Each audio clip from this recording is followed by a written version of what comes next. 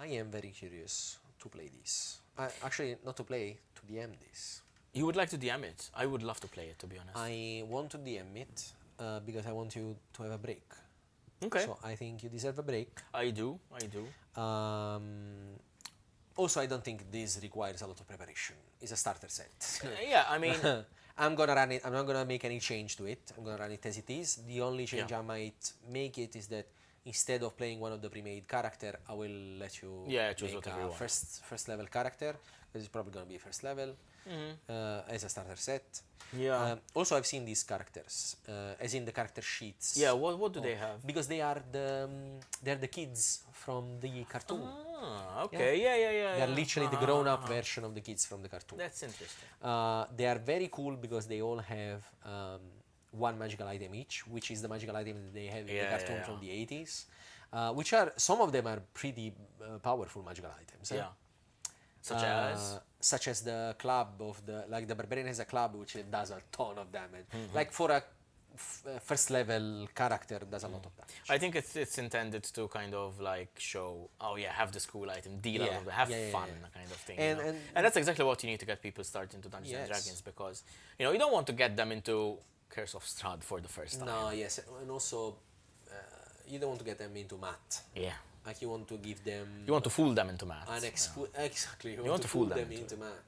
You want to give them an experience that is fun, that is engaging, and blah blah. And I think this starter set is a very, very, very good step in that direction because it has a ton of stuff in it. There is spell cards and item cards and a lot of like extra stuff. There is dice sets and stuff. They have the equivalent of miniatures as well, like with the cardboard cutouts, which is cutout, great to they have a visualize lot of, everything. Like, even monsters and stuff, so you can give a visual aid to the game, which is always great to have. Yeah, but speaking of this starter set, I want to get started. Hello, everyone.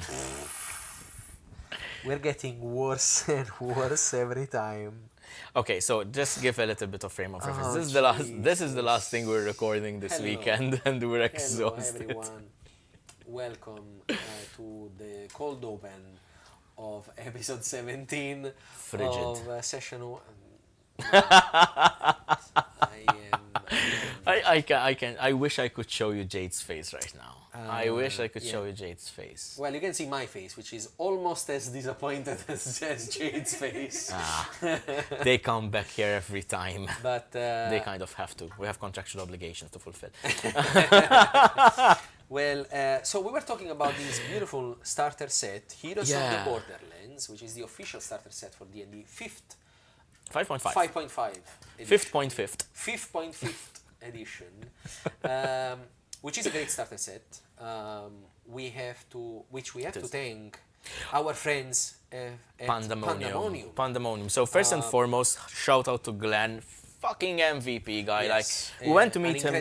Incredible guy. We went and met him. We went to introduce ourselves. We went with Rachel to Pandemonium. I think it was in February. I think it was a couple of months ago. And the instant like we walked in, he was like, "Hi guys," he was so helpful, super friendly, super welcoming, super supportive. He was like, take one with you, like there and then. And he gave us this, which is the Heroes of the Borderlands, and this is the starter set, which obviously went there to see if we could do some sort of collaboration or sponsorship, because obviously we want to first and foremost be in touch with all the people who have these like communities or community hubs where people can meet and play not only Dungeons and Dragons but Magic the Gathering, other board games. He has a ton of board games over there, you can go which you play. can purchase or you can play like different. They do miniature painting sessions. They every do Tuesday, card games. They do board games. They do a lot of things. So they try to also introduce a lot of these like fringe systems. Different systems. So not just So not just the typical, like when you think of like tabletop war games, not typically Warhammer or something like that. They have a lot of the Marvel stuff, which is incredibly interesting. Like I wanted to buy half the shop when I was there because like I just love the Marvel miniatures. You know what I said? Amazing. I really want Which? that they have at Pandemonium. These candles Which they are were flavored cool. out of each class of D&D. Yeah. And once you consume the entire candle, there is a D20 inside. It's so fucking cool. It's a cool concept. I'm gonna go and I'm gonna buy both the Bard and the Warlock. So thank you, Glenn, and thank you so much, Pandemonium, for sponsoring this Dungeons and Dragons starter set, which we're going to give away. To one lucky supporter of the Epigeeks. Yes. Obviously, we're gonna give all the details for the giveaway. Absolutely. But we're gonna Rachel, our Iron General, is gonna put everything black on white. She's gonna write down all the information for the giveaway, which we're not gonna give by heart at this very moment because our memories are not good. Very well. So just know that if you support Epigeeks, you can win the starter set from 5.5 edition. It's and to be fair, even this is something that we haven't officially announced yet. But regarding the starter set that I would like to DM. Oh yeah, of course, please. Once we give out these, we would also like to play it on a maybe do like a one shot. Where sometimes when we want to take a break from either the podcast or from the main campaign or blah blah, like we might play the starter set and give a week of holiday to our DM, so he doesn't have to. We can free him from the cage. We can free him from the cage in which he resides at the moment. See, they never see my lower half of the body, but there are in chains and manacles. Absolutely. Jade has. You can't prove there isn't. Yeah, no. Jade has a what is it called? Like whip cracker. Whip cracker. That DM for us. Exactly. She's like kind of thing. Right for the campaign. No, but obviously, all kidding or not kidding aside, the starter set, if it will be up for grabs for one of you guys, and if by the chance you don't manage to get it, you can always visit Pandemonium where you can get one for yourself as well. He has some other modules there as well. If you're into Dungeons and Dragons, got dice sets, and I highly encourage you to stop and speak with the people there. They're incredible people, amazing people. Ryan Mela also hangs out there and he paints miniatures there as well. So there's a really nice and welcoming community. I highly encourage you to go around and visit them. And if you go ahead and buy anything from them, you'll be supporting a very local business who's honestly incredible people. Like we wouldn't push people we didn't really believe in. Yes, absolutely. It's something that obviously we've had the opportunity to obviously get sponsorships from other people before, which we've kind of taken a step back and refused because they said, listen, you know what, we need to believe into something. We need to believe in it. And we 100% endorse what the guys at Pandemonium are doing. They are an open community. They invite everyone in, anyone who wants to play games, anyone who wants to paint miniatures. And also, if you are not into D&D but you're into other systems, they have a bunch of other systems as well. Like they have starter set for, I think, the Lord of the Rings as well. Lord of the Rings. They have D&D Lord of the Rings and Lord of the Rings RPG. They have I believe they have Daggerheart as well. I don't wanna mistake, but I think they have a bunch of starter sets also. So please go and visit. Games, so go check it out. Go check it out. And now thank you to Pandemonium again for sponsoring our giveaway. And so today we have yet another guest. We have been having guests for almost 10 episodes now. So we've had Nephilim. Hold on. Before Nephilim, we had guests. We had Mooch. We had Nephilim. Then we had Scotty, Maria, Bernard. Now we have this Mr. I was gonna say Mr. Guest. But mystery guest. Oh wait, so you can read the title. I forgot. So read the title. There's Michelle, and then there's Tanya.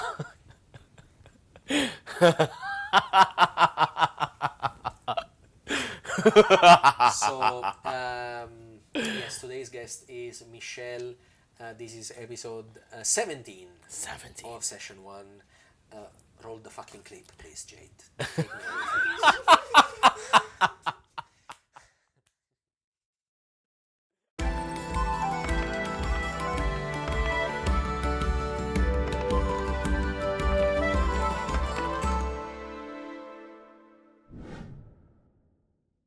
Hello everyone and welcome back to the Session 1 podcast. We have with us our great and amazing guest, Michelle! Hello, Michelle. How are you, dear? I am very good. You guys? We are very good. We are very good. Exhausted. We are very tired. We've been doing a lot of things in the last couple of days. We are preparing for the announcement. Well, not for the announcement. We have already announced, but we are preparing for launching the campaign. Yeah. So you are the second player that we introduce. So welcome, welcome, Michelle. Thank you. So How are you doing? yes, I've asked her already. She I said she's forgot. doing I feel pretty like we're repeating. No. good. Yes. You're good. New question. New question. Next. Next question, please. Next. Thank you. Thank you. Okay, so as I was saying, you are the second player that we introduce of our upcoming campaign in a couple of weeks. 3 weeks. 3 weeks. So in 2 weeks, it's going to 3 be Tanya, weeks. and then 3 weeks. Yeah. 3 weeks. So in 3 weeks' time, we're gonna launch the Ringland Chronicles, in which you play I play Reyna, the Paladin. Reyna, the Paladin. So Reyna is a Paladin. She is also a Paladin. No, she's also a human. Yes. Human Paladin. And as we start the campaign at level 3, you also had the opportunity to choose your subclass. Now, would you like to tell us which subclass you decided to pick for your Paladin? Yeah, of course. The Oath of the Ancients. The Oath of the Ancients. Yes. That's a very interesting choice. I was just about to say that, in fact, like Oath of the Ancients is one of those which is not the typical knight in shining armor kind of like, I'm doing the good, like for the good of everyone kind of. But this is more like for the good of nature. For the good of nature and for the good of beautiful things, Yeah. which is a very interesting concept. Like it's a little bit of a green knight, but it's not that's exactly what I'm necessarily saying, yeah. it's not necessarily a green knight. Like Not it's necessarily, just- but in Reyna's case, in it Reyna's is. case. So talking about Reyna, how and why you came to the decision of playing a paladin out of all classes? Well, there Like wasn't the what? druid available. Yeah, that's interesting. The druid was already taken. Yeah. No, but I always wanted a character that is kind of nature-y.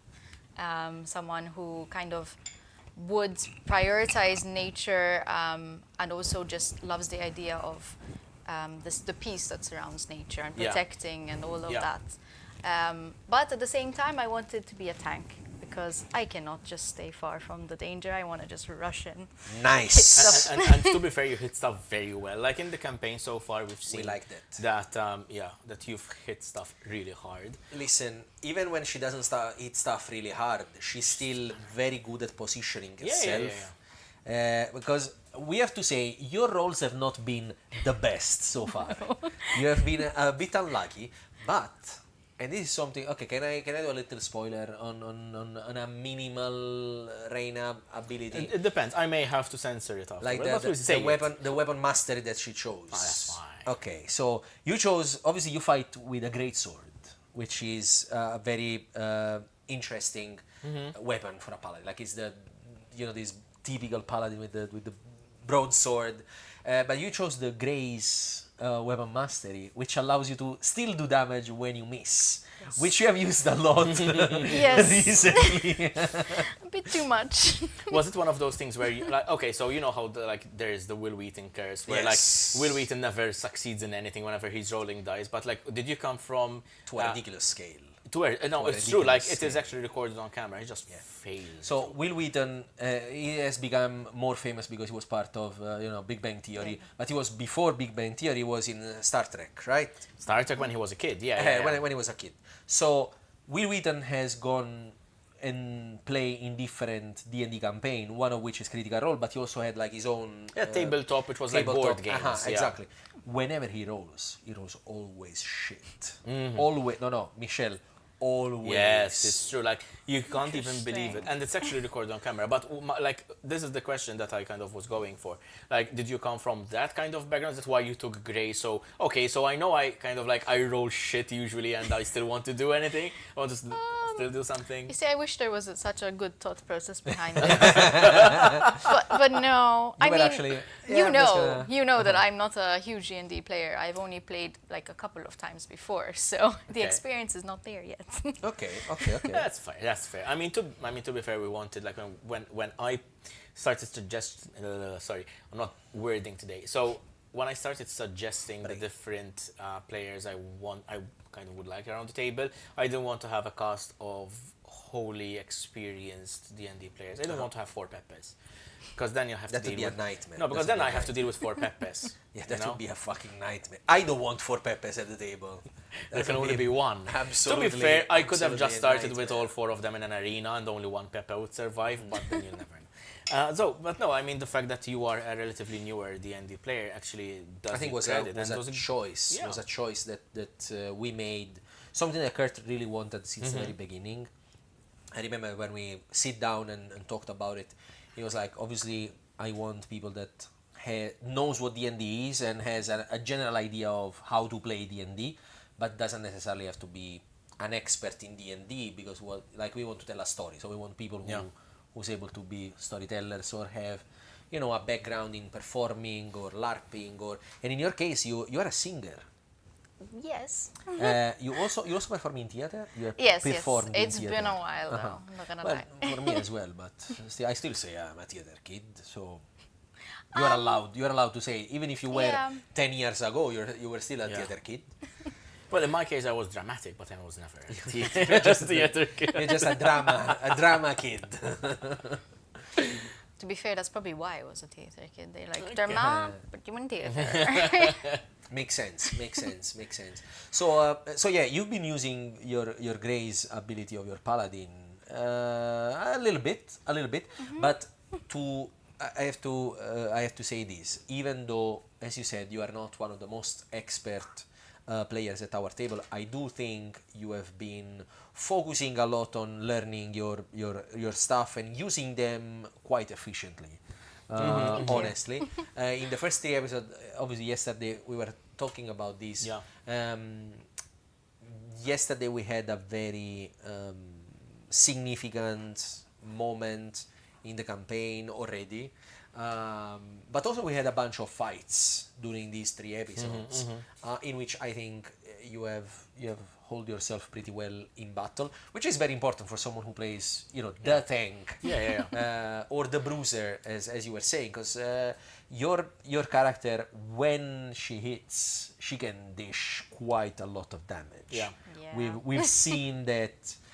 With your smite a couple of times, you can dish out very good damage. To be fair, I think as a paladin, your toolkit is typically like typecast. Like what do you expect out of a paladin? You expect the smites, right? Of course, obviously, because that's like your toolkit. But what kind of smite you use, and like the way you kind of like build up to it with divine favor, and then you go to smite. Like you're using your paladin in a very good and logical sense that an experienced player would do. So in terms of the way you're playing the paladin, I think you're doing very well. In terms of the way you're role playing your paladin, I think you're doing it also very well. Obviously, I have the knowledge of your backstory, I have the knowledge of your character, which the other players don't. But I can tell you right now, in 3 weeks you'll be surprised and you'll be very much in love with who like Reyna is as a character as well. Like I'm telling you, I'm really liking all your characters, and I think Reyna in particular might have the most vanilla kind of backstory and like personality perhaps. Yep. But I really like where you're going. Probably more than vanilla, I would say like the more typical, like what you expect a little bit more from a paladin, at least from what we've seen so far. But what I mean is like the other 3 characters have very specific like backstories, like when you get into it and when they will eventually be revealed. But you'll see. We'll never reveal it. Yours is gonna be the first. You will never know. No, but yeah. So you said you have background in theater. What was that like? Like I've never been a theater kid. You're missing out. I know. I feel it nowadays. I feel it a lot more. Like I've been getting a little bit into like the theory of acting recently. Like Jade lent me some books that not the Planescape, behind Planescape. Some books, more D&D books. Like the theory of acting and that sort of thing. And I've been getting really interested in it. Like, what can you tell us about it? Like, what was your experience? Because I think each person's experience is slightly different. Oh yeah, for sure. I mean, I started actually purely just singing We had this show at our school at the end of the year, and I was always like, I'm going to try audition. I'm going to see. I had literally no lessons, nothing, didn't know what I was doing. So that was really terrifying. But somehow they liked it. So I was like, okay, this can, we can get into this. We can figure out like what we can do to learn how to dance and act. But then it really all started during sixth form. There was a theater group that started at sixth form, but now is actually still very, very active around the island. Okay, sorry, I'm ignorant. How old are you in sixth form? 16. 16 years old, okay. Yeah, something or like 15 if you're, So would be the equivalent of our second year of high school. Third year of high school? Third year of high school. Like 16, 17. It's right before university. So. Yeah, but our university starts after 18. Like you're in high school until you're like 18-ish. Exactly. For us, like high school is the equivalent to like 16, 17. Because up until 11 to 15, you are what we call secondary school. Exactly. Right. So sorry, around in Italy we have a different... somewhere like 15, 16, basically. Okay. I had auditioned with this group, and they were all about musical theater and acting classes, and it was really, really cool because I had gotten one of the solos in my first audition, and I was like, what? Then I almost lost the solo, which was really traumatic. But did you find it? And again, Yes, the drama came out. There's always drama. Yeah, I mean, you're in a theater group, there has to be drama. Yeah, of course. But no, in the end... That's a must for any theater group, to have a little bit of drama. Yeah, I mean, it's part of the fun. I would say now I would hate it, but back then it was part of the fun. Yeah. But no, in the end, I did actually win back my solo, so it was okay. That's great. But yeah, I mean, I spent years performing, just like trying to learn a script, trying to learn a song. I had no help, nothing. I was just like, I'll figure it out. And then I actually finally, after years, and I joined like Students' Fest at university. Okay. It was really fun. I even did backstage, which I highly recommend if people are not like, into singing or dancing. Backstage is amazing. Jay did a bit of backstage, right? I have a degree in theatre. She has a degree in backstage. She has a degree in theater backstage. Theater backstage. Oh, that's amazing. I did Student Fest once, but mostly like we used to have so much going on with actually like performances for the degree that I didn't have time for Student Fest. She's the student backstage fest. Yes, it was like a separate stage, backstage like event. There was the stage, the backstage, and then there was the backstage of the backstage. The backest stage. The backest of all stages. Uh-huh. As you can, Sorry, as you can we're tell, tired, we're we're exhausted. tired. We are talking bullshit. Okay, listen. No sleep. No sleep, energy drinks. So I think that's your third one for the weekend, which is saying a lot. it's my fourth one of the weekend. So saying a lot. We do not endorse this. We do not endorse this. Please don't do this. I do. I personally endorse that. I mean, to be fair, if performances, I would be drinking that like crazy. Yeah. But yeah, going back to the theater one. So was there any particular like type of performance that you preferred more than other? I don't know whether like. I mean, I was always primarily a singer. That's what I was going to ask. Were you a triple threat? I would say What I is was known a as a triple decent. threat. I'm a threat. You're a single threat. A single threat. I mean, I'm a decent dancer, I think, and I mean, I loved acting, but I only got to do it a few times. Okay. So I don't know how I am on acting at all. But no, singing and dancing were my favorite by far. Okay, more than acting. Yes. Okay. I only got into acting later. I think I actually had a short skit in one of the shows of school, and my director was there, and she actually saw me, and she's like, "Oh, you can act." Thank you. So then I started getting the acting roles as well. She was like, Like, okay. Yeah. excuse me. Like, wherever you are, Mr. or Mrs. Director, Listen. we realized immediately she could Yes, act. That's why she's we part of our knew crew. No. We need no, but joking aside, no, I was asking you because obviously everyone who has been in theater has a preference. Yes. But for example, I always consider myself a triple threat because I could do everything badly. It was a threat to the production. Oh, I love that. No, like I could do a little bit of everything. Like I always danced. I started dancing when I was young in theater. I started acting when I was even younger, and I always loved singing. I never did any of the things extremely well, but I think of the three probably. I don't know which one was. I think I do all the three like decently. I don't do any of the three like incredibly well, but probably acting is my favorite. Acting, Fair singing, and then dancing. But To but be you know, fair, I was though- curious of which one was your favorite of the three. No, it's definitely singing, hands down. Okay. But like I did notice, so cause I've done some acting, you know, you always have a script, you always know where the story is going. It is scripted. You can deviate, but like you don't, Yeah. unless you messed up. So when it came to D&D, LARPing, and all these things, it's so much about improvisation. It did kind of scare me. Still does. Okay. No. For me, for example, like it's the improv part that I really love because I can't stick to a script. Like I can, you know, Yeah, you can. we were shooting that reel yesterday, and I had to take it like 4 or 5 times to do. Like the first one was perfect because like I wasn't reading the prompter. I was kind of trying to remember and improvising kind of thing. And it was perfect take, but then we had to redo it like 7 more times. Yeah, but to be honest, you were reading on a prompter, on a yeah. prompter. That was going pretty fast. We had to slow down that a little bit. We were on a little bit of a schedule, like in the sense we needed that to be in 55 I understand, seconds. but at the same time. By the way, you're probably gonna see some bloopers of that. 'Cause Oh my God, we had a Patreon. lot of bloopers. Go check our Patreon because there's going to be bloopers. Yeah. Also, like all those videos that Rachel was taking Yeah, from from Oh, the yeah. library there, from the some of them were go fun. on Patreon. There is in the extra content that we're gonna release. There is a lot Yeah, of yeah, bloopers. But yeah, I mean, like which is improv- literally every time we need to record Every time we need anything to- that is not improvised. Yeah. I mean, that's the thing. Like Plenty of improv, them. I really get into it because I think it's easy for me to get in character. I think I would struggle a little bit with like an actual scripted acting. I think, which probably would probably make me very undesirable to work in a team of actors. I suppose. I don't know how it works, but I have actually experienced that a lot because obviously, as you were saying, like you have to stick to a script, which for me has always been an issue. Like I can't commit things to memory. I need to like this. I will remember everything. I will just not use the same word twice to say the same sentence, which I have encountered many times issues with because more than once I was the protagonist on the show.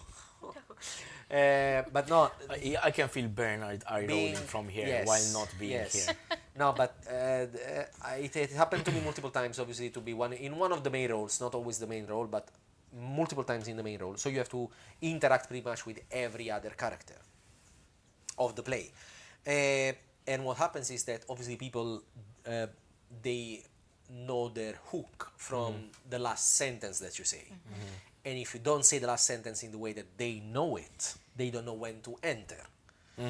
So with my problem with committing things to memory is that I would still get to that point, but I will not get to that last exact sentence. Yeah. So that was always an issue. So there's no cue for them to Exactly, there take was no off, cue for them to break into the show, and that caused a couple of times issues, mostly during the rehearsals, not during the show, because by the time we get to the show, Then they're used to it. Yeah. exactly, like Yeah, everybody's sure. because I would slowly rewrite all my parts. You rewire into all your something. colleagues. Yeah, exactly. Which was pretty exhausting for them. It was perfectly fine for me. That's fine. That's okay. It's just my memory doesn't work that way. I can't Fair enough. memorize things literally. No, I get what you mean because I'm pretty much the same way. Like I cannot memorize anything, which is why I did very poor. Not very poorly, but I did worse in biology because you needed to remember everything by heart than I did in chemistry later on in life. Because chemistry, Yeah, like of you learn the course. basics and then you apply them in different scenarios. You know, but biology was always like remember. Like who the fuck needs the Krebs cycle? Fuck that. Talking to you, biology. But yeah, so going back to the I have another question on theater. On theater, okay. Yes. Yeah. So you said you started when you were around 16, 15, 16. Singing was like 11ish, probably. Oh. Okay, so Okay. earlier. Okay. But theater performing until which age did you perform? Mid-20s, probably. Okay. But then I started just like working. I had a singing teacher. I used to go to like some workshops, like acting through song and these sort of things. Did absolutely nothing with them, but you know, I kept active. Experience. Yeah, it's experience. Look where it brought you. Yes. I'm You sorry. are part of the most illustrious Dungeons and Dragons group in Malta. Also probably the only one, but still the most illustrious. Listen, we're not looking at We're not looking at statistics. Exactly, like We're looking at this qualitatively, not quantitatively. whatever he said. English. It's a language. Know it. And No, if but you it's don't know, true actually. Like you it know. does help to know certain things from theater. Yeah. Except for the improv part, because that's on you. And talking about the improv, obviously you are also, as all of us, an active LARPer. You enjoy your LARPing. How does that experience for you to compare to theater acting and to D&D? Well, LARPing it's super fun, but it's also super tiring. I have never stayed in character for so long. Like, sometimes you do need those mental breaks, I feel. So I am one of those who will go up and just be like, okay, I'm myself right now, and then I'll go back down into character. Mental breaks, say no more. Mental breaks down? Every 5 minutes for us. Wow. No, but I get what you mean, because it is a much more of an like a full in-character immersion. commitment. Yes, yeah, it's a full immersion. Yeah, it's a into full the character. immersion experience. Exactly. This year we tried to do the 3 or 4 days, however long it was, like full in character, Jade and I, and even like we couldn't That's keep it impossible. up all the time. Like even at night, even though we were sleeping like in character. We had a hilarious moment with the series stop one, but you know that was a funny story, like with Rachel. But yeah, Because within the tent, so you guys were in the tent with the immersive tent, yeah. with Rachel and Manuel. Yeah. So which are all members of Epigeeks. Epigeeks as well. And hi to Rachel, our social media manager, And Manuel, our tavern keeper. Discord manager. Yes, go to Discord. Yeah. Go and say hi There's to gonna be Manuel. the Discord in the description. Yeah, and yeah. So in the tent with Rachel and Manuel, you were in character as well. Technically, yes. Technically. We're supposed to be in character, but actually, no, we were supposed to be. Serious Stop, that was hilarious. Do you know what the Serious Stop story is? No. Yeah. So You know? basic. I've heard parts of it. I So love it. it was that's quick segue into this. And We never divert from the main topic. no, come on, first time in 18 episodes. We never do that. No, so we were we had like the tent. It was Irish tent. It was myself, Jade, Rachel, and Manuel. So kind of Rachel and I were opposite each other, but we had these small wooden boxes that I made like for the LARP, which were we could Security close them. boxes. Yeah, security boxes. You could put your phone in and whatever. And we had agreed that Rachel was gonna set the alarm for her phone in the morning at 6 o'clock, so that we all wake up, have sometimes use the bathroom before everyone else wakes up, and freshen up and whatever. And like the started ringing at 6 in the morning, obviously. But first and foremost, had this really hilarious ringtone to me. It felt like this some sort of like circus theme or whatever it was. It was hilarious. Something of the sort. It wasn't that one, but like something of the sort. And she couldn't find her phone because she put it in the lockbox. It wasn't logged, but she couldn't open it at the time. And then at one point, like, She got 6 fucking in the morning. she couldn't open it. She got so frustrated. We hear from our sleep. We were like, Siri, stop! It just kept going. I'm sorry. So yeah, we have a chat for that tent, and her nickname is Siri Stop in that one. Okay. It was a hilarious. That is, But that is also a very the fact that it was Witcher team. exactly that's what I was gonna say. Well. Which is very funny in a Witcher themed LARP. Yeah, luckily. Siri Yeah, stop. it was one of those moments where it was just us. Well, by the way, it was Siri with an S, not with a C. Just in case you decide to come after us, Just in CD case. Projekt Red. Yes. No, it was a funny story, but yeah, I mean the LARP, as I was saying earlier, it's so difficult to be a fully immersive, like a fully in-character experience for 3 or 4 days.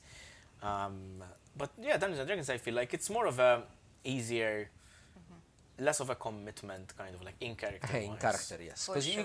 you can jump out of it in any moment. Yeah. First of all. And even like the little breaks of like, okay, so my character, like for example, you can say Reyna would like to do this. That moment of like stepping into the third person rather than the first person gives you a little bit of a break where you can kind of like stop and, Also, like with the LARP, I always find it very confusing. Like, would my character talk to more people?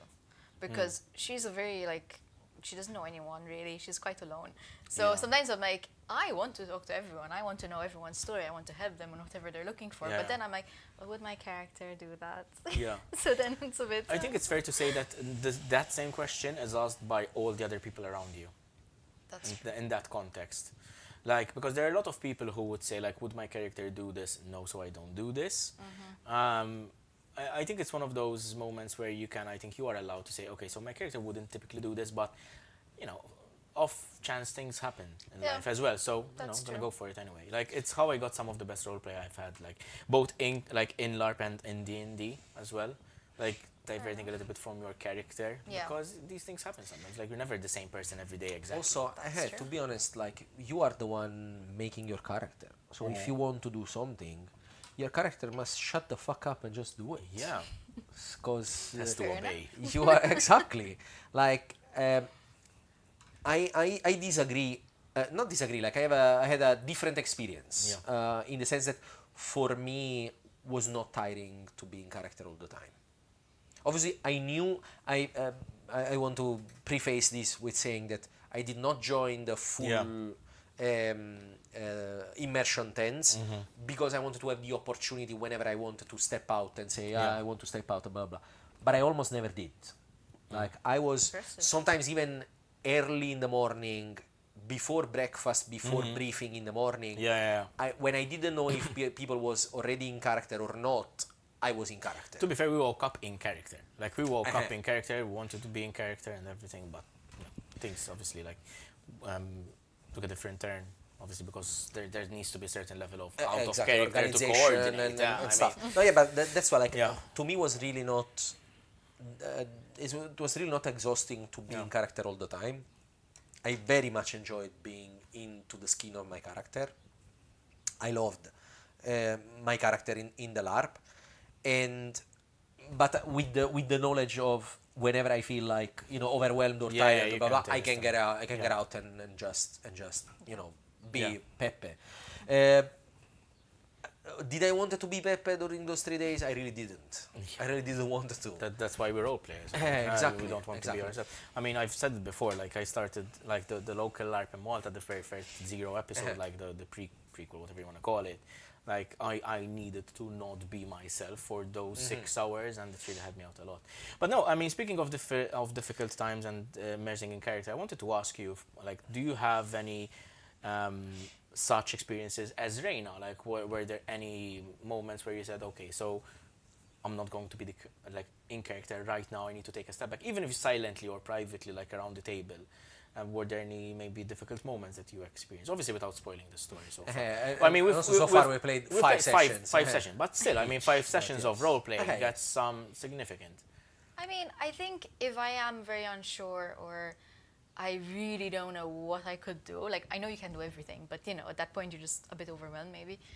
I mean, the ability to do everything is overwhelming. Yeah, it really is. I don't blame you for that. And like sometimes, I don't know, I do feel I take a step back and I'm a bit more quiet and just, okay, what are the others gonna do? Then maybe I can help them, or I can, you know, follow their lead kind of thing. I don't know. Sometimes I'm very like quick and I'd be like, yeah, I just want to do this. Like, don't convince me otherwise. I'm gonna do this. Other times I'm like, what you doing? Which I think is a good balance for, especially for someone that maybe not being as expert, maybe still feel, you know, she needs a little bit of time to get into the bearing of what am I supposed to do versus what I can do. I think it's a good balance. Like, when you're sure about something, you shouldn't feel like you want to jump on things. Which I think you did especially well in combat. I think in combat you have done very, very. I think everyone has done very, very well. Yes. I think probably I feel I've been underperforming in combat, but I feel that I've been underperforming in combat because my character is underbuilt. It's underbuilt at the moment. It's true. Yeah. I feel like I can't contribute as much as I would like, but I do think Reyna has been doing very well. I'm very surprised how well Bernard has been doing as well. Yes. I was sure that Tanya was going to do pretty well as well, but she's a bit more experienced than you and Bernard. so I knew that she was going to be good. But you and Bernard, being both quite new to D&D, props to both of you, because you've been doing pretty well. You've been handling yourself quite well. Also with making some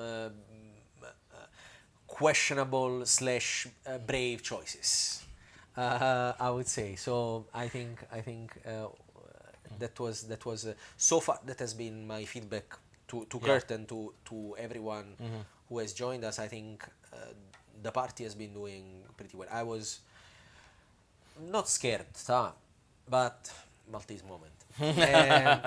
Not scared, but worried that the beginning would have been a little bit more scary for you guys. But I feel you all jumped into. And I think in yesterday's episode, episode 3. Episode 3. It's going to be quite a long time for you. In 6 weeks. 6 weeks. 6 weeks. So 5 weeks. So 3 weeks to start, and then 2 more weeks. Yes. 5 weeks. We had a quite I don't want to say a clash, but we had a first heated exchange. Yes, yes, which I loved.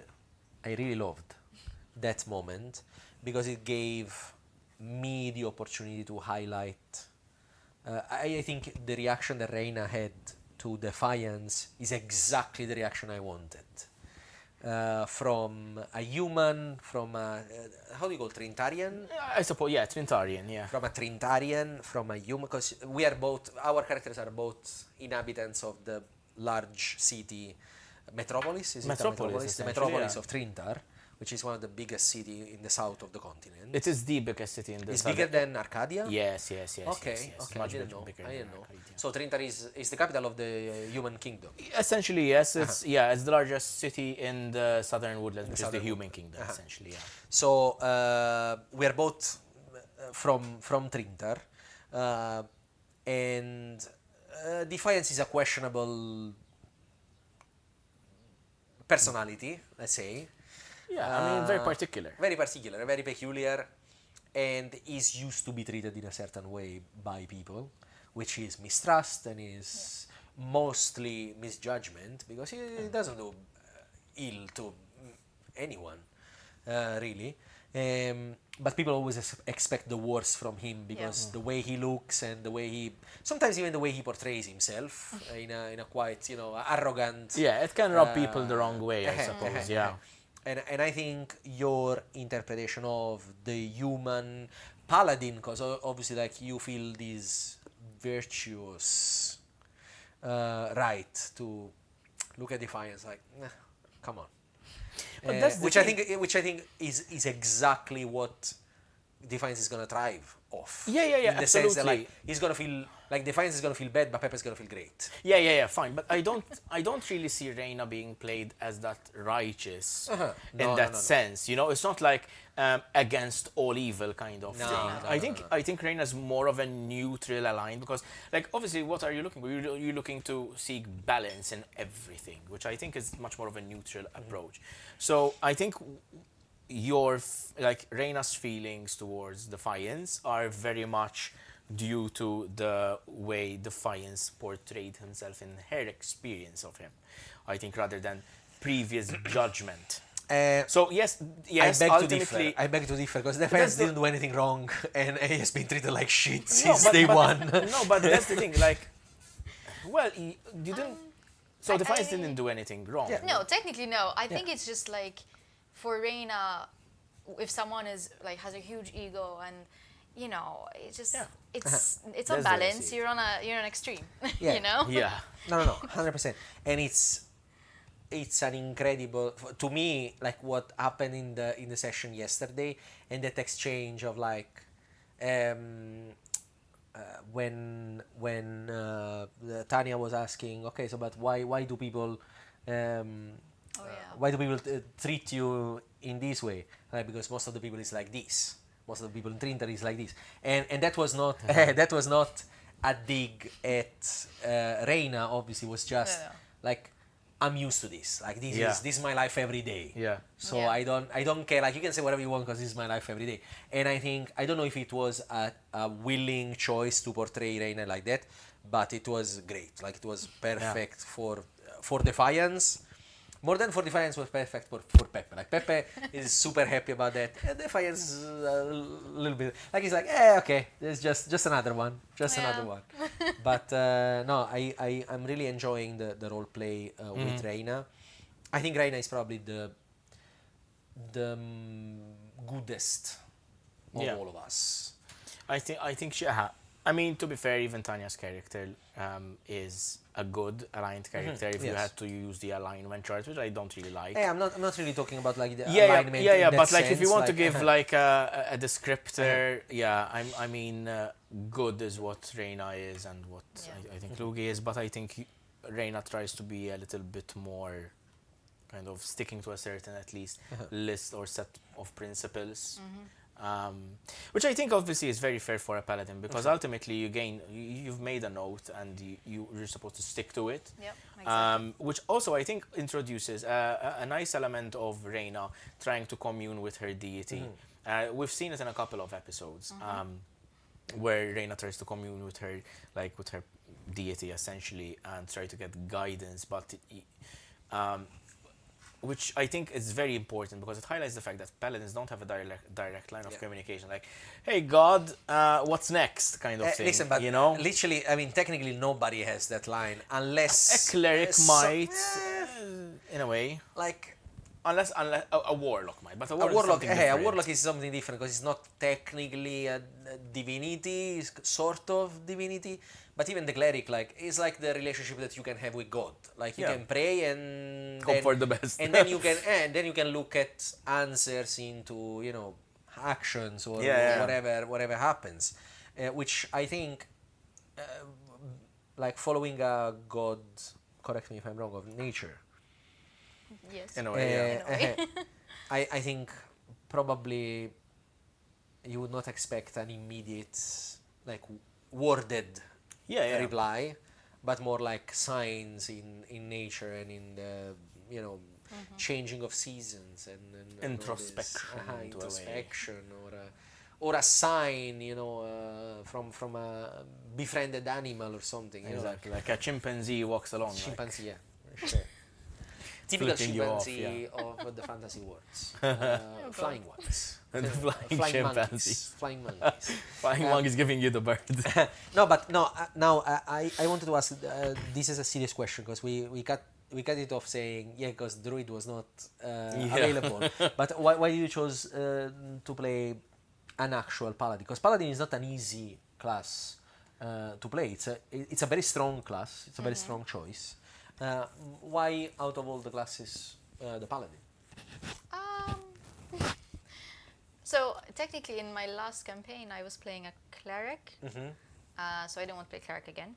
Okay. And I did want something naturey. So I was speaking a lot with Kurt to see what I could do. That's not druid, but at least have some ties with nature. And then he sent me, I don't know how many documents on D&D Beyond. And I was like, okay. I spent ages going through them. And I'm like, okay, no, I do actually really like the Oaths of the Ancients. And I thought it was really cool because even like if I play video games, I'm always the tank. Like I'm just I don't have the patience just to wait. To be fair, like when you came to me with a druid at the time, Bernard had already selected his. But I did say, like, listen, like there's someone else who's already playing a druid, but you can play a druid if you want. I will still let you play a druid. Like there was the actual like possibility of having two druids in a party. Yeah, of course.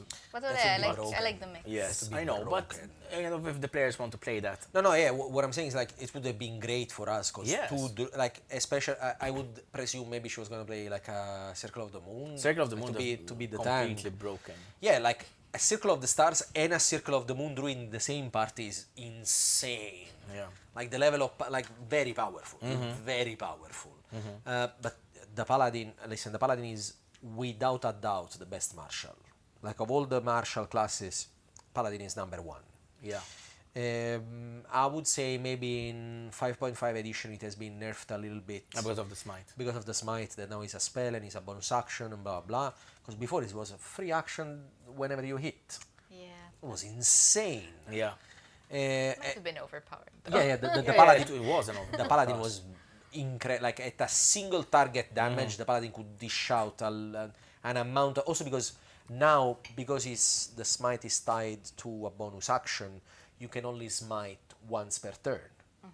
Before, if you had 2 attacks, you could smite twice and spend the highest spell slot on both smites, which means, let's say, if it's a 5th level spell, you get the level 17 as a paladin. But let's say 5th level spell, which is 6d8.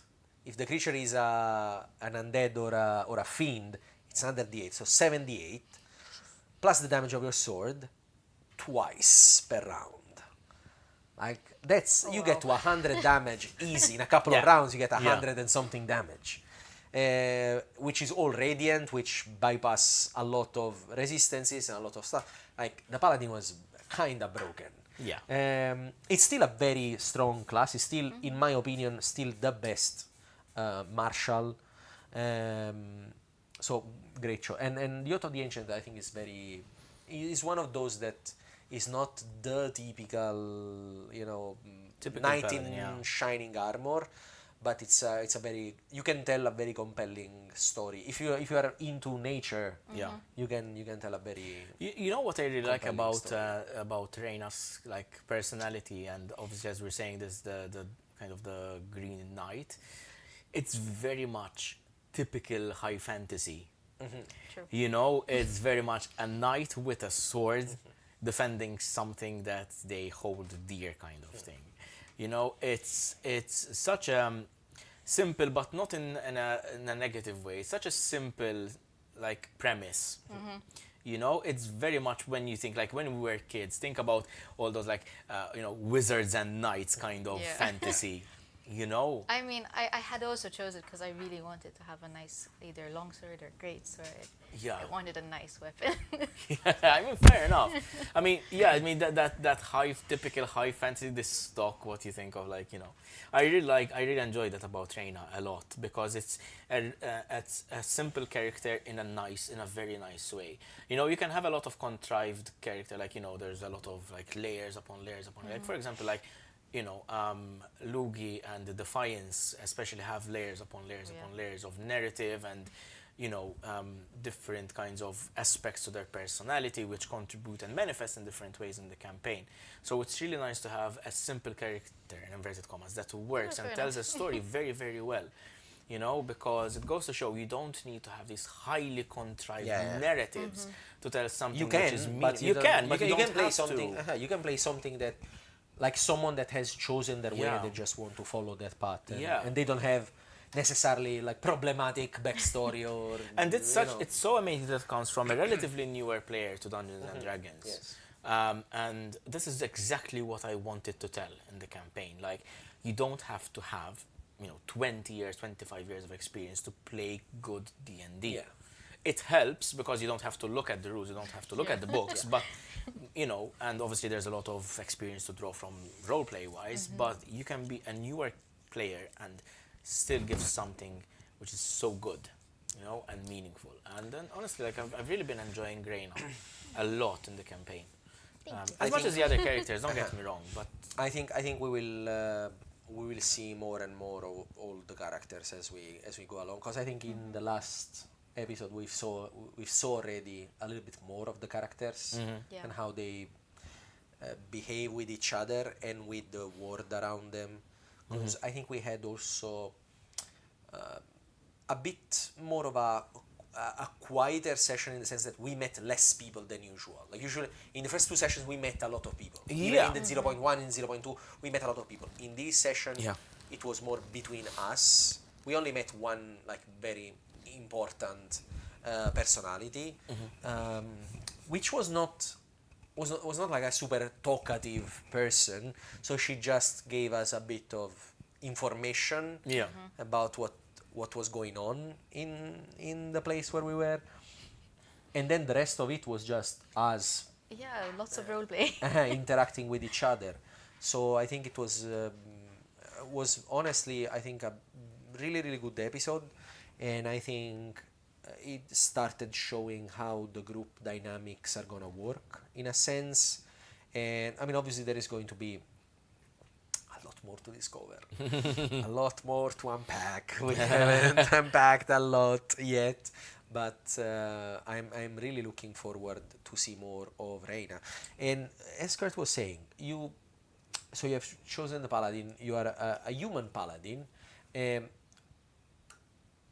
Okay, the choice of the class, but is there a specific story that you want to tell about Reyna and about, maybe the connection of nature or the connection of with deity? Was there any specific reason why you wanted to build this character in the way that she is? It can be mechanic-wise or personality-wise that compelled you to, because I want to tell this kind of story. I feel like you should have sent these questions before. I mean, okay, firstly, you weren't given a script in the green room. No? Jade. If only. Wait, we still have to build the green room. You forgot? You forgot about the green room? I'll get on that next. Sorry, please go ahead. No, I think I wanted as well, because at first, typical high fantasy, everyone's like, oh, I want to be an elf. But then I was like, okay, we already have two elves. Yeah. Like, again, I like diversity, clearly. And I'm like, humans are, at least from the bit of experience I have, most people don't want to play human, because it's like, you're a human, why would you want to play a human? Yeah. But I actually like this idea of she is just human. Like, it's just so simple. She's a normal person. Like, She doesn't look weird. She doesn't have colored skin or pointy ears or horns or anything strange. yeah, and I like that. She's just a girl. She's still, she can still keep up with you guys and help you guys, but at the same time, she's just human, like living her life. also, she's a strong girl. She's That's strong. true. She's strong. Very strong. And actually, I remember when we were in the process of choosing, when they were in the process of choosing, because my character was ready 6 months earlier. But when we were in the process of choosing, I remember you telling me that Bernard had pretty much chosen already the druid. We did not know Tanya yet, but she was leaning towards the artificer. And I was like, we need a tank. We need someone with strength. We don't have nobody with strength. And I remember, I think one of the characters that also you guys had discussed about was a barbarian. Am I wrong? So I suggested a barbarian part of the world 3. That's what I had suggested, but I think would have been a lot of fun as well. I mean that also related with nature on a multiversal level. In a way, yeah, yeah. I think that would have been very cool as well. But I think again, like the Paladin is an excellent choice. It's such a good choice. Like strong Paladin. Yeah, and to be fair, despite a couple of bad rolls, which obviously suck, whatever, but we still perform incredibly well in combat. You're gonna see it next 3 weeks' time. I mean, to be honest, in the first episode, strong opening. First episode, you had a very strong opening, and despite having a couple of bad rolls. No, and also the way she ended the last fight. Oh yeah, that was lovely. It was something. It was something. Wait for that. You'll see how she ended the first fight. But yes, shall be talked about in ages. 4 ages. Oh my god, I'm so exhausted. Right.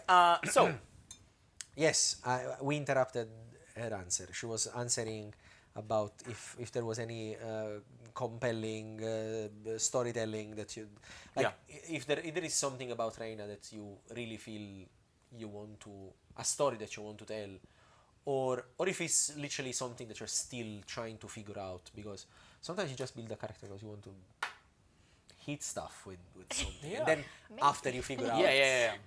No, I mean, I think being a newer player, I didn't want to have so many layers to my character as well. Also, I have a very bad memory. Despite, yes, acting and script, I still have a very bad memory. So I wanted something very plain, because then you can always build up. Yeah. I mean, she's still young. She can, things can influence her still. By the way, how old is Reyna? She's I think 25. Okay. In her mid to early 20s. Like so that is young, guys. Something like that, yeah. I think the entirety of the party is around that age, maybe a little bit on the younger side of that, maybe. Yeah, because I think. I mean, Defiance, he thinks he's in his mid-20s, but he doesn't really know exactly. Yeah. How I'm old sorry, he I is. mean the equivalent of, because obviously Yeah, elves, the they elves have a obviously, much like, Well, they're yeah. also like in the, so they are in the equivalent of the equivalent of that. mid-20s In terms or of early, life early experience. 20s. I think something like that, I stand to be corrected, but I believe that is the case. I need to go and check my notes because I don't remember. And that is not information that I How keep dare you? available. How dare you, Dungeon Master, not remembering the age? You sure want to poke the Dungeon Master when he's exhausted after yesterday? Listen. Was it not enough emotional damage? Yes. Actually, yeah, do you feel the emotional damage from yesterday? I mean, me as Michelle, yes. Okay. Fair enough. That was like, Did it make you sad? yes, of course. I mean, especially because it referenced our 0.2. So it was like that's true. a small Yes. continuation of it. Yeah, because you ladies, by the way, if you haven't, well, you obviously haven't seen episode 3 by the time this comes out. No, episode 3 is in 5 when weeks. episode 3 comes out, remember about this. It's a call forward. We're a call forward. We are so organized and scheduled properly. Yes. We're doing a call forward Call 5 forward. weeks in advance. Let's go. So yeah, because you ladies have played the second episode together. Because the zero, I think we said this a bunch of times already. Yes. We said it in the previous episode with Bernard. So we have played a first session which we call 0.1 With one DM. DM We make that joke and every player. time. Sorry, DM and player and DM and player. So there are 4 0.1. So the DM Yeah. with each player. Yeah, And, and- there are 2 episodes together which we played, me and Bernard and Michelle with Tanya. Yeah. So the 0.1s will be uploaded to Patreon ahead of time. And 0.2 as well. So first the 0.1 is obviously when the respective spoilers for the characters have been revealed. Because in the 0.1 we all have spoilers. Yes. So by the way, we also don't know each other's episodes. No. They haven't seen. We each are other's. completely in the darkness as well, as much as the audience is. Yes, and the 0.2s will then obviously, if those 2 characters 0.1s have been out, then the 0.2 will come out subsequently, and they will be on Patreon, for our Patreons for an exclusive amount of time. Which level? That's Which tier? Sorry, So not those which will level. be the. So those will be the Super- Mega Geek, and Mega above. Geek. Because Super Geek have early access to the regular uploads, Yes, but the that Mega is Geeks will have them in correct. advance. Yeah, Do not listen to me. I do not work here. he's an intern. I'm an intern. He's an intern. I just make photocopies. Yeah. Yeah. He doesn't even bring the coffee. I don't We even make him the coffee. Yeah, we make it. He makes me I the make coffee. He makes good coffee. I- So, Reyna is our tank. Do you see her having any other role in the party? I mean, obviously, based on what you've seen so far of all of us. I give you an example. Like Defiance. I know Defiance is always gonna be the face of the party. Like when we will have to talk with bullshit with someone, Defiance will always offer himself to do so. But in combat, he can also sometimes, join the fray. He can attack from far away. Like he can cover. I know he can cover different bases. Do you see Reyna taking any other role apart from being, okay, I'm the frontliner, I'm gonna fuck shit up? And if you don't see it any right now, because maybe you don't see any right now, what would you like Reyna to take initiative into? I think she's kind of like a very protective person. Okay. So like even if there's, I mean, okay, she will cause squabbles herself, but if there are squabbles between people, I think she's also one who'd be like, let's sort this out kind of thing. Even when it comes to the fighting, like she's in front because she wants to protect you guys. She notices like it is kind of her duty, but also she is protecting you. So I just think she's a very like kind of motherly figure in a way. Okay. Okay. So she might be the mama bear. I'm not really mother bear because I don't think she's very like, Armored Mama Bear. Armored with a great sword, mama bear. But I think she's just Mama Bear is very. pretty fucking dangerous animal by itself. Absolutely. That's true. Doesn't need an armor or a great sword. It's even worse. Yeah, but also maybe I'll be shooting myself a little bit in the foot with the next question, maybe, because it's just coming to me now. Not that you have to, obviously, and it's going to be up to you. But if you saw Reyna multi-classing, Jeez. is there anything that maybe tickles your fancy, or do you say maybe, I don't know, you would probably see Reyna multi-classing into? You know how weird it is for me to ask a question That like is that. a very weird question. But I'm genuinely It's interested. making me question things now. Oh. Huh. I've never thought of multi-classing. I didn't even know this was a thing until I met him. See? Like, it's not that common, right? I'm doing the work of God. Well, which god remains to be seen? Of the work of the Patreon. I mean, that's a good question, But- because but like in Paladin character. is not easy to multi-class either. Well, not anymore, at least, yeah. Well, there is a couple of good options, to be honest, for Paladin to multi-class. As in, I'm talking. No, but like Make I'm a saying, functional, No, but I'm like not a saying good that. I'm not just saying mechanically. Let's talk about like maybe lore-wise. Like, is there? I don't know. Reyna, maybe you would see her, even if it's not like mechanically feasible. Do you see her maybe, I don't know, taking her nature affinity to the next step and maybe becoming a little bit more of a druid? Or do you see her maybe becoming a little bit more martially adept and going the way of a fighter, for example? Maybe even barbarian, even though it doesn't work mechanically, But like, is there? Do you see Reyna doing something else other than just being a paladin, or maybe no? I mean, I think it's a bit early to say. Okay. I mean, she doesn't have any experience in much. So, kind of at this stage, she's still trying to learn how to be a paladin. okay, alright, that's very fair to say. I know, that makes sense. That makes sense. But for example, can I throw? Yeah, of Can I course, throw go for it. A lifeline. A lifeline at you? Obviously, we don't know. I mean, I don't know who's your deity. As in, You don't know. You don't know like literally who he is, but you've obviously he's been mentioned. well, I mean, not character. openly, not in game. Yes. Like you have mentioned. When? Yes. When? I think episode 1, 2, You're and just 3. you're not listening. Yeah. Did you mention the name of the god? Yes. Yes, and I missed it up a yes. few times as well. I remember you mentioning, like, as a DM. No. It was mentioned in character. Okay. And even I yesterday. literally, again, vanilla. I like have no secret. I'm just there, Okay, okay. I'm just enjoying this. Does she really have no secrets? Sorry. Episodes 2 and 3. Okay. 2 and 3 for sure. I think even the first one out of character, but yes. No, Yeah. because what I was going to say is, if she keeps seeing that there is no response from this god, I mean, she might meet a fairy or a a dryad or a druid, like an archdruid or something. She might become a warlock, Could be. which would multi-class really good with the Yeah. paladin. Or maybe she finds that she had innate magical abilities and she could multi-class into sorcerer and get more spell slot. Yeah.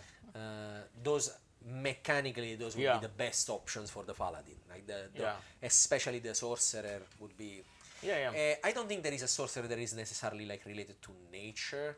Or we could create one. We could create one, or you could go like just the. Listen, there is the what is it called? Like the chaos one. The wild magic. Wild magic. You could reflavor the wild magic. Wild as- magic is hilarious though. You can It's cast a so spell. And good. you could I don't know, make an explosion happen randomly or create like a flump. cause weird things to Yeah. happen when you cast your Okay. magic. Okay. Wait, Which my bad rolls.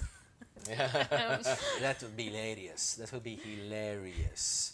But yeah, I mean that's about. I mean there is always there is always a lot of, and if you want to continue martial, fighter is always a good option because you could go battle master and learn how to do different maneuvers and different things. You could go champion and just become like even more athletic, even more better at doing crits, which for a paladin is always good. Yes.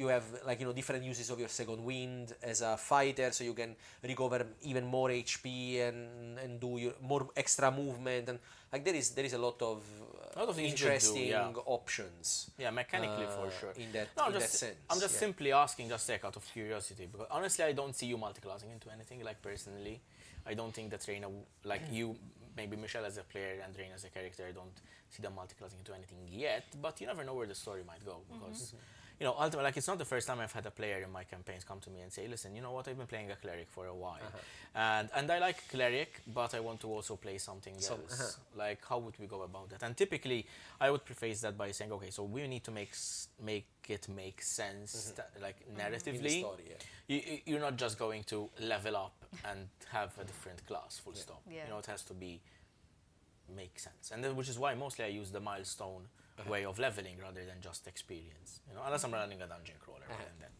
makes sense. But yeah, I mean, even for and I would add on top of that, the paladin is such an excellent choice as a class on its own. Yeah, that it's really hard to level out of paladin, because yes, sorcerer will give you a lot more spells, as in spell slots, which means a lot more smites, but also like you are now level 4 paladin, so you just got a feat. Next level you get extra attack, and level 6 you get another paladin, you get the paladin aura, and level 7 you get the additional aura from the subclass, and level 8 you get another feat. This is the same guy who said he has not a good memory. You have to D&D transcends the barriers of ADHD. Exactly. And like level 9 is probably the first level where you can start thinking bless you. You can Third one? Please don't die. Please don't die. Sneeze, but do not die. Maybe level 9 in the first level where you can start considering saying, okay, maybe I can take a level in another thing. Yeah. Which is already late in the game. Yeah. It's like, I mean... mid-game.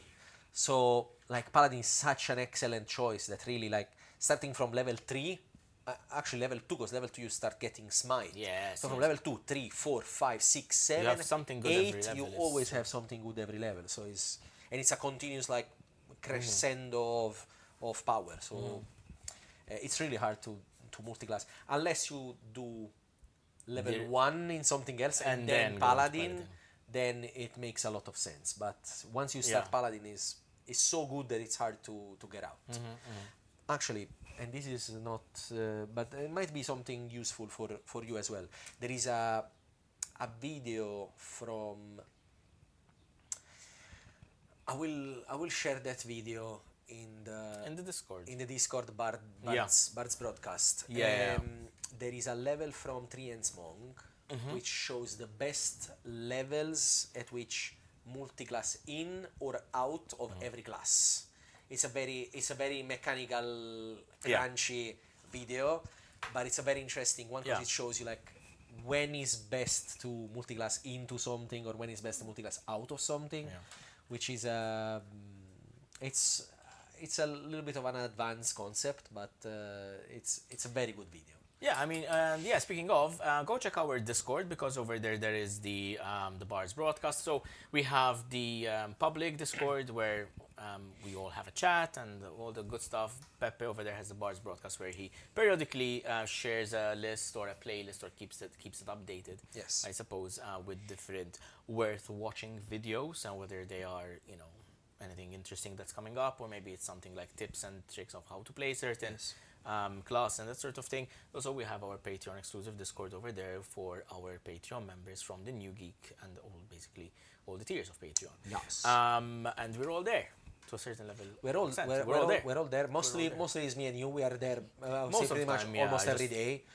Just saying hi to people and welcoming new people and talking about if anything comes up in the D&D space. Exactly. Controversial questions, ask there. Controversial question like recently. The overrated spells. There was some questioning about which spells you think are overrated or underrated. Well, obviously.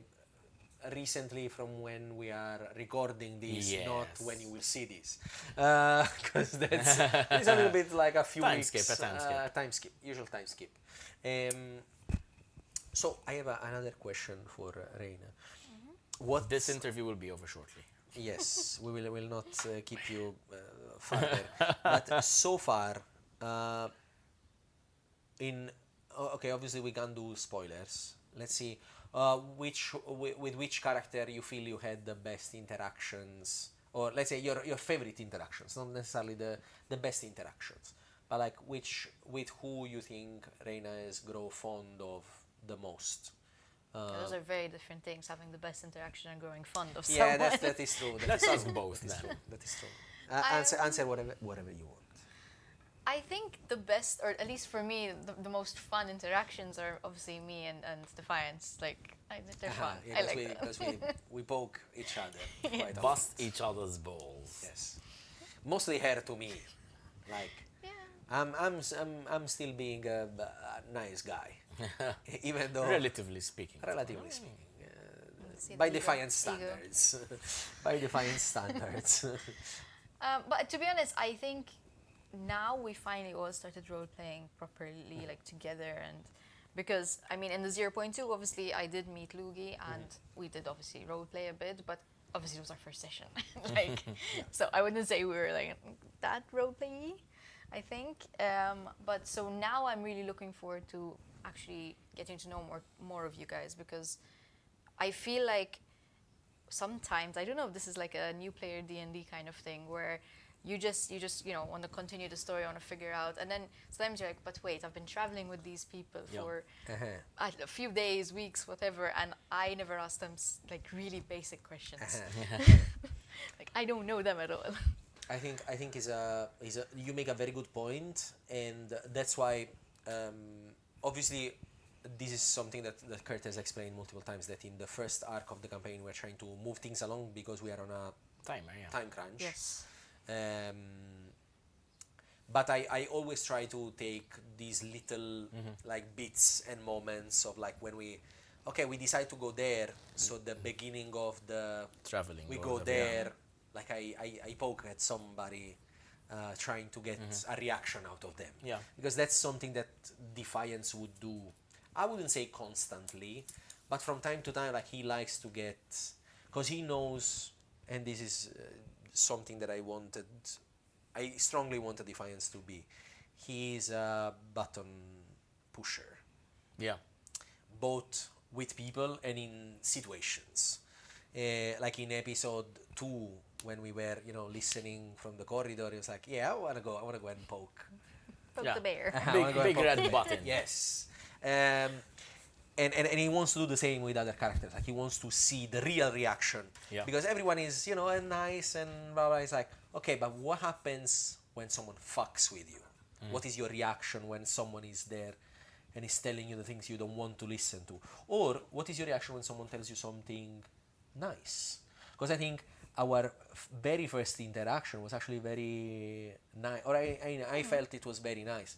Like, Yeah. Defiance was trying to make a friend. And then he saw that the friend was like, was looking at him like okay, I have sharp teeth, but I don't bite. But I think those moments will probably have more of those once we realize that we have solved our predicament of this moment. Because obviously having a limited amount of time to accomplish something is gonna put us on a, oh my god, we need to get moving, we need to go, and which is fun because it gets you, like, it really springs you into action, because you need to For sure. accomplish the thing, or But that's the thing. things might get dire. No, but that's the thing. I didn't want to start the campaign with the potential or the possibility for things to get slow immediately. I don't want things to ramp up.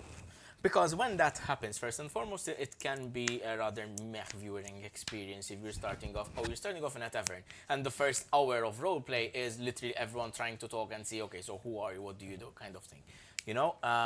I think you can get that same effect, that same level of information by just doing that while you're traveling, for example. Yeah. I really wanted to spring into action immediately because I think it also engages you as players. Okay, so I don't have time to think what my character would try to scheme or would try to do.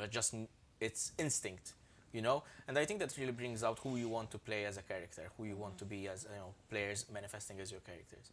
And I think it was a pretty good choice. I'm very happy that I chose that narrative. I think we have all very much enjoyed being thrown into the action. Yeah. I feel it was a very good starting point. The fact that we are in danger, let's say, In a way, yeah. And that we have something to solve immediately.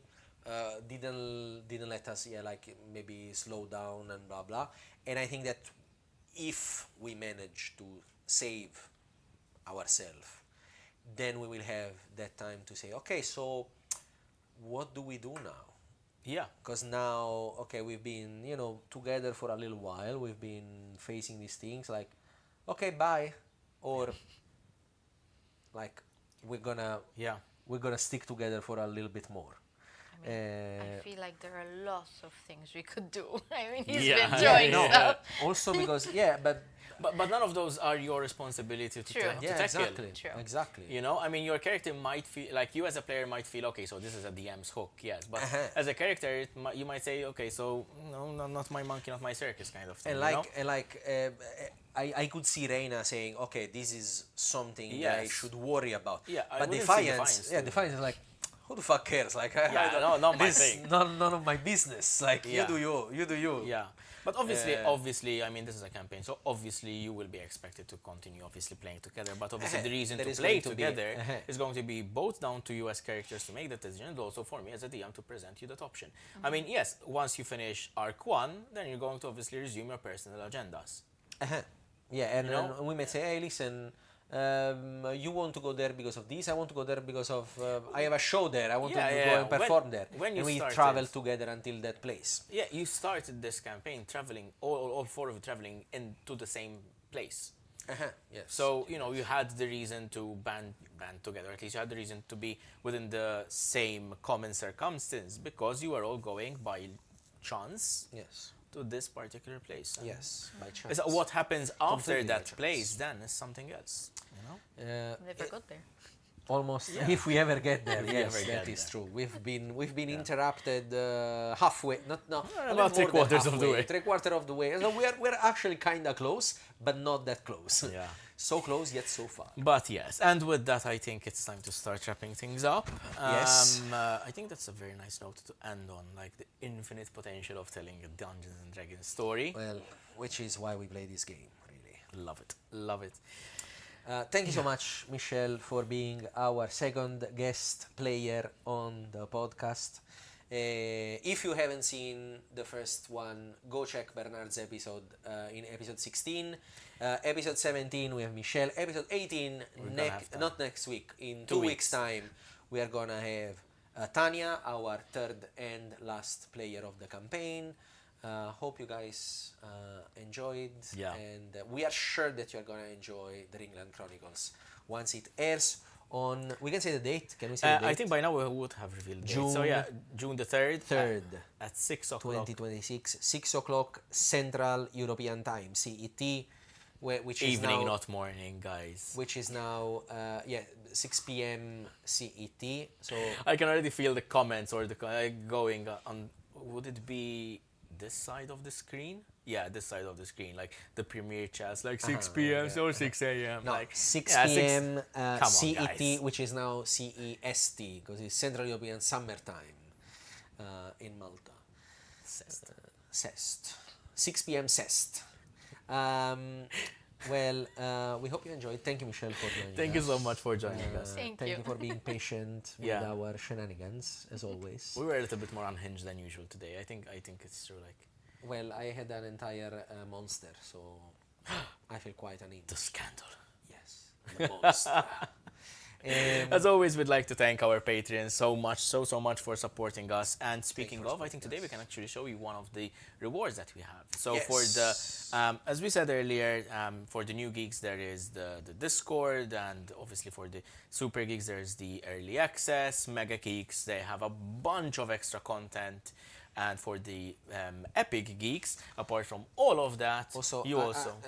excuse me, you're also forgetting our homebrew items that we release every month. Yes, we've been doing that since January. That is still well, going technically December, but Still- yes, that still since goes December, on. yes, For the Super Geeks and up, but also for the Epigeeks. Apart from all of the tiers below, you get a full set of 3D printed in resin. Minis of each and every one of the characters. You can see over here we have Lugi. Well, you can't really see them properly, but I mean the focus is closer, going to be the what it closer. is. But there's going to good? be. Is it good like this? Closer? Closer? Yeah. Closer? Go back, go back, Okay, go back. so there is Lugi, there is Porvandir, Reyna, and Who's that one? I don't know. Defiance. Yes, and obviously these are all Our hellish boy. individually. Hellish boy. But there's only 5 spots, and one of them has already been taken by Giovanna. Thank you so Joe. much Thank you for the for support. the Joe. support. And yeah, you can get yourself a limited edition And also, you can get into a new hobby because you can start painting them. if you would like to. You can get into a new hobby. Think Yes, yes, it's something I really enjoy doing. In fact, I was painting just yesterday after you guys left. about it. Nice. You were painting new monsters for the campaign? Perhaps. Perhaps. Allegedly. Allegedly. Yes, I was painting the encounters for next week and one after. Episode 4 and 5. Yes, 5 is going to be a great conclusion to the arc, but we'll see. Friends, we'll see you next time with Tanya. Thank you again so much, Michelle, for joining us. We hope that you like this video. Please like and subscribe and comment and share it with your friends. Share it with your nana. With your nana. And tell her to share it with all her friends as well. Yes, all other nanas. All other nanas. Also, in the description of the video, you're gonna find Michelle's Instagram and also your creator page, because you do also other things. We didn't have time to talk about it, but that's something we have in common as well. Like both Michelle and I craft, we do leatherworking as well, and you do pottery. A bunch of things, honestly. So yes, go check it out. It's in the description of the video. So go check it out. Yeah. And yes, and as usual. So we'll see you next time. Keep being geeks. be an epic geek. Ciao, ciao.